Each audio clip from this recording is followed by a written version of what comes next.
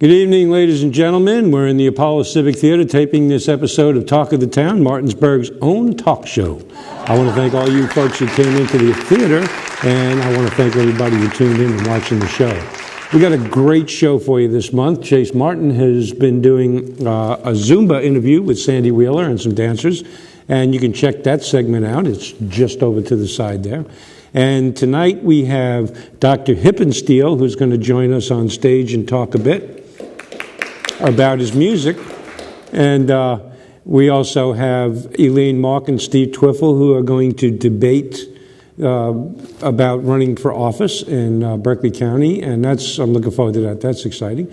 And we're going to be joined by the very lovely Tasha Kebe, who's going to talk about her screen storyteller's business. So let's give a warm welcome for Dr. Hippensteel.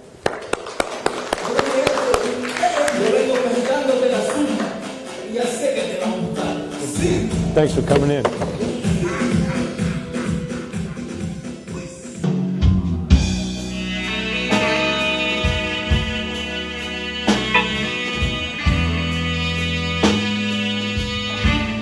you for joining us today on our very first session. Video magazine on MasonTV.net. We're going to have some really cool segments coming up, and I hope you all enjoy them. Some very special guest stars.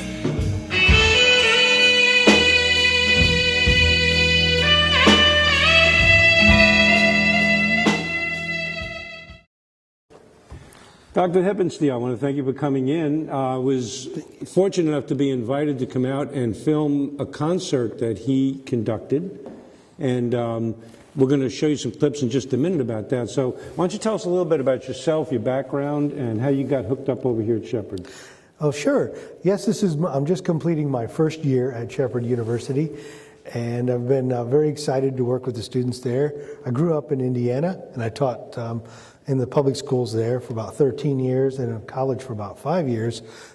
Just finished my doctorate at Ball State University in Muncie, Dan Letterman's alma mater, or David Letterman, excuse me. And now I was able to have the opportunity to come teach at Shepherd. It was a really up-and-coming program. Now, I was watching you conducting, and he doesn't need Zumba. You ever see conductors, they get the orchestra going, his hands are flying, he's got the baton going. It's like Zumba in itself. That's a good workout for you, isn't it? It's an excellent workout. Now, what got you started as a conductor? Actually, I probably got started when I was in high school, and in high school band playing trombone. The director asked each of the students, juniors and seniors, to come up and direct the band in a warm-up. And as soon as I got the baton in my hand, and I didn't know what I was doing very well, but... You got that power thing going? Yeah, it was really nice. I got the baton. The sound's all coming at you, and they're all looking at you, and I immediately thought, this is something I'd like to explore. And that's how I got started in it. So what is the most challenging part of being a conductor? I think the most challenging part of being a conductor is actually the rehearsal time and preparation beforehand. That's the part that nobody sees. The performance is like the tip of the iceberg, and it's not a bad time at all, but it's when you become familiar with the piece and sort of internalize all the parts and how it fits together. And then when you get to bring it together for performance, that's the really exciting part. Okay, now at the concert, there was 6 basic segments to it. Mm-hmm. Now, the first segment had multiple pieces, though, didn't it? Why don't you tell us a little bit about that, and then we'll cut and show you that in just a minute. Tell us how that worked. Well, yes, the first piece we did was a 6-movement work based on Renaissance dances. And so each of the movements was from a different country. It sort of represented that Renaissance style. And it's a really excellent teaching piece to help connect with the culture of that time period, but also a lot of really interesting musical ideas that the composer puts into it. Excellent. All right, let's watch that now.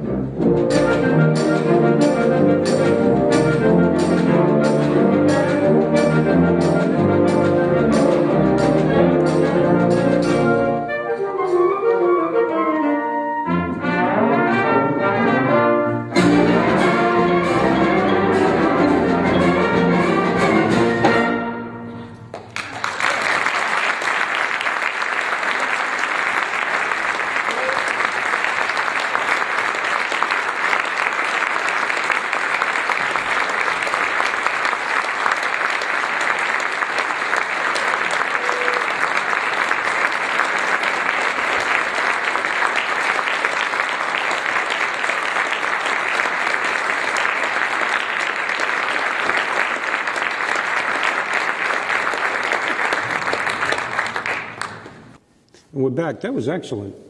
Is there any history to those segments, to those pieces? In particular, the history of each of those is really, as I mentioned, they came around as court dances in each of the different countries. And some of them were more of a stately dance, some of them more somber, and some of them more celebratory. But each one of them has a different meter, a different set of soloists, and actually just kind of a different mood that they create, which is one of the things that I like to teach my students, is that there's so many aspects of music to be explored. Now, you can watch the rest of the segments. You'll see a link to it over here on the side of the page, the video player. And the complete concert is there for you to watch, and we hope you'll check it out with some excellent music. Now, why don't you tell us just a little bit about the other songs you did, because they were very diverse. You know, when I first spoke to the doctor about coming out and filming the concert, I was expecting Mozart, Tchaikovsky, and things like that. And that's not what I got. And I was actually pleasantly surprised. I really enjoyed it. So tell us about some of the other ones. Well, the wind band doesn't have the depth of history that some of the orchestra pieces do. So some of the pieces from the Baroque didn't really have a wind band to write for. So it's more of the Romantic area and the 20th century. So we have a lot of more modern music, which is kind of what you're alluding to in the variety of selections that we have there. I included a Spanish march in the program, and an American spiritual, Amazing Grace, and an American Civil War song, Chester. And part of it is to, create a connection with the culture and history of different locations and different styles of music and different tempos and speeds.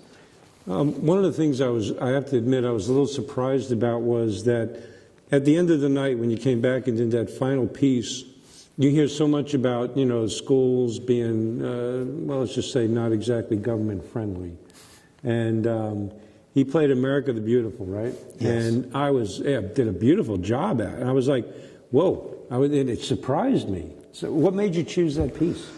Well, I like to program at least a portion of the concert that is something familiar to people. And part of the reason I knew that one would be a recognizable song for most everyone, but also the concert was on Good Friday, and I thought it was just a little bit, more sensitive to all the challenges our country's going through, and directly try and say, we should try and pull together as best we can, even though we have different ideals. And it was a really nice arrangement. Carmen Dragon used to direct at the Hollywood Bowl, and he wrote that arrangement in the 60s, and it's been the most popular band arrangement of that piece ever since. Was it Franklin who said we'd better all hang together, or was Shirley hang separately? I believe so, yes. That's a good thought for the day. Your arrangements for the music now, do you lay out your own arrangements, or do you follow something that's already been done? Almost all the pieces that we did were written or arranged by someone else. And they're specifically scored for different types of ensembles. In particular, I kind of have two ensembles, the wind ensemble, which is more of a little bit smaller group, and a little bit more of a large chamber ensemble, if you will, and literally one person per part on all the instruments. And then the symphony band, which was a little bit larger, is a more traditional band, kind of started really back in the late 1700s, with a larger band that has, kind of that traditional large band sound with multiple people on the parts. So they each have their own kind of set of music that's written for them. Now, when you first came to Shepherd, you were going to be there, as I understand it, on a temporary basis, and you announced during the concert that it was made permanent, right? Yes. Yes, when I first came, the decision of my predecessor, Dr. McCoy, left late in the year, and they wanted to have time to do a thorough search over the nationwide search.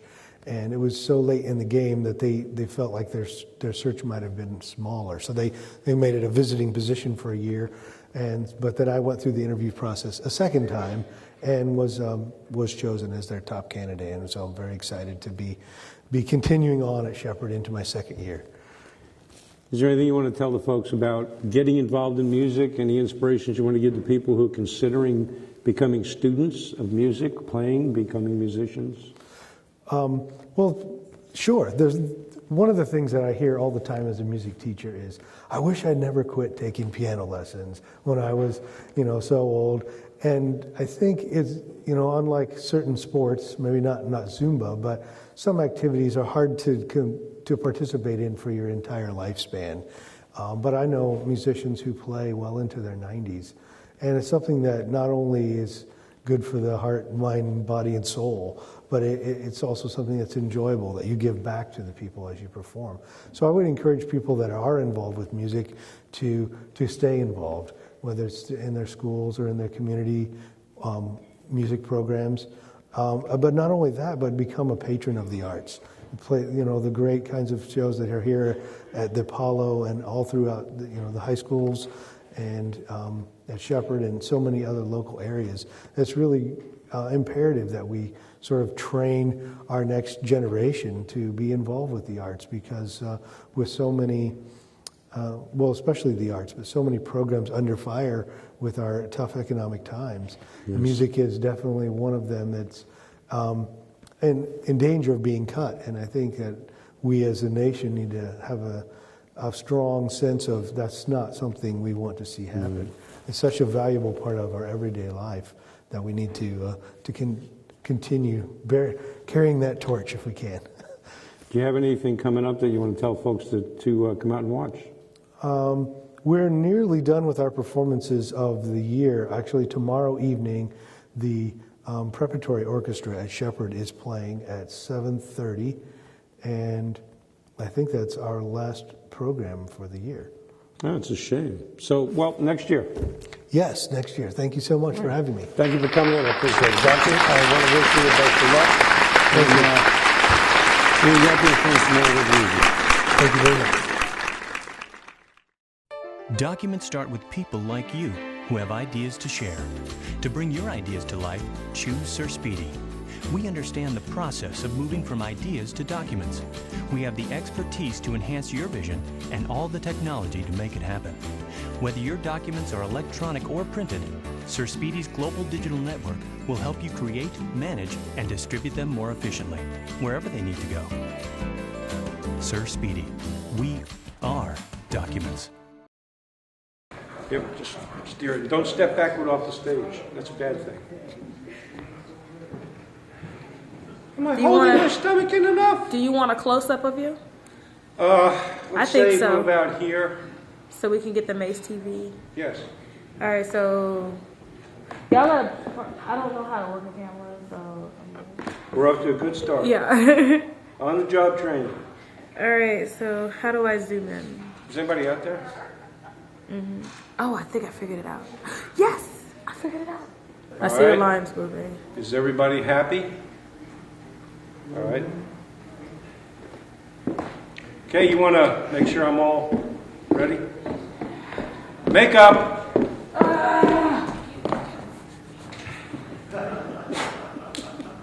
That's all I can do for you. Thanks. Cut. Good. All right. All right, let's mic the good doctor. Some Zumba training. There you go, me too. She's got your mic. See, this is how it's done. Boring, isn't it? Put this in the drawer so I stop dropping it. What do you think? Now it's good. That's better? Yeah. I've got a big mouth.